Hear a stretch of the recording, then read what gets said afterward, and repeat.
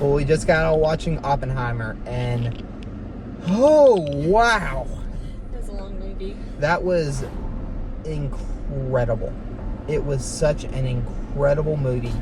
It was so raw and emotional. Honestly, I'd love to see it in IMAX because of the movie was made for IMAX. Oh yeah, we watched it in like a great theater, a big theater with the EX sound, which was basically IMAX sound. And every time like the music swelled or the sound just got so loud and the boom, and you felt every moment of this movie. It was so... Christopher Nolan did such an incredible job with this movie. You felt every moment. Jonathan, what's your thoughts? It was amazing. It's Christopher Nolan at his best. I love the artistic style. I love the going back between the memories of the black and white to the current present as we're seeing it through Oppenheimer's eyes.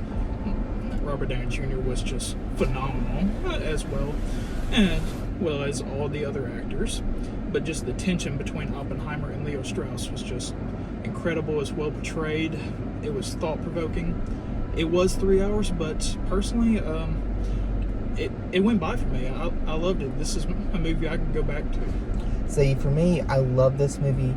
It was so emotional, and you felt, and every character felt real. It wasn't like it was a caricature, or every character felt like, no, this is a real person. You feel the emotions they're dealing with. The idea of the atomic bomb.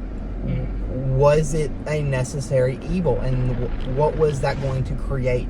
And what is the future going to look like? We're still asking that question today. And I love that idea where it leaves you thinking and asking the question, was this worth it?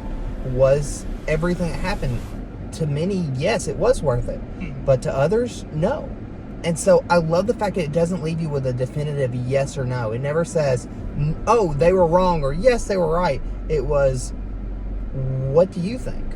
And each person had actions that at certain times in the movie that could be seen as good or wrong depending on your perspective. If you're someone who agreed with everything, then the actions you were taking were deemed necessary. If you're on the other hand, your actions were deemed necessary. Everything is hindsight. It's a provocative question that is, quite frankly, an interesting conversation to have. And I love those type of movies, things that have a conversation that allow us to actually delve into issues. Well, something too about this movie is I love the fact that it wasn't just focused on World War II. Because if you just look at the question of World War II, yes. But once you look into hindsight of the Cold War, the idea of Russians and the Soviets and the idea of also the Red Scare, or a type of McCarthyism during the time period, as well as just these conversations of, can we have this conversation, or what is permitted, what is not permitted. And so for your perspective, you saw a lot of women throughout the movie dealing with it in their own way. What was your perspective of their reactions and also the movie itself? I mean, not trying to go too deep into like spoilers, but I don't know, there were some, like whenever the scientists were together, there was a moment, like one of the female scientists helping, like basically like, hey, like, do you really want to be here? Like, this could mess with your reproductive health. Yeah, I thought that was really interesting. I like, it was like, oh, that would affect a woman maybe differently than a man. Radiation, yeah. I just thought everything was so thought-provoking. But this scientist, she's like, basically like, I'm not going anywhere. But going into this movie, though, just know that it is a marathon. You're sitting there for 3 hours. It doesn't ever feel slow. It never feels slow. But it's a marathon. You feel every minute trying to get through it. My only negative is like, I mean, I feel like the story was told really well, but some of the storytelling, like, I felt kind of lost in places because it did go back and forth a lot, and I was trying to keep up. Yeah, if you're unfamiliar with, like, if you like to read history books, everything encapsulated in moments of your life. And that's kind of how this feels. It's not linear at all. It definitely does jump around like that. I think the whole idea is it makes the audience feel like they're trying to catch up, like the character is trying to catch up. They're wanting to keep you on edge. This is a storytelling type that will keep you on edge of your seat the entire time. This is not it's not the same type of movie like a horror movie, but it is a horror movie. It's the same type of feelings. It's the same type of anticipation. Edge on your seat. You're tense, and you even have a little bit of, what do they call it, gallow humor. I mean, at times, because they didn't know what was going to happen.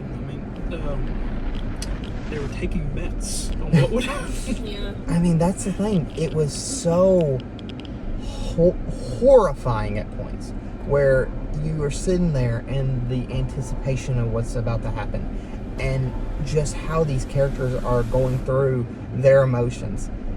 I am so thankful I got to watch this movie. I think the movie was incredible, and I don't know if I'll see it again. And that's not a negative. It's a 3-hour movie. It's a roller coaster of emotions that you really need to see in the theater.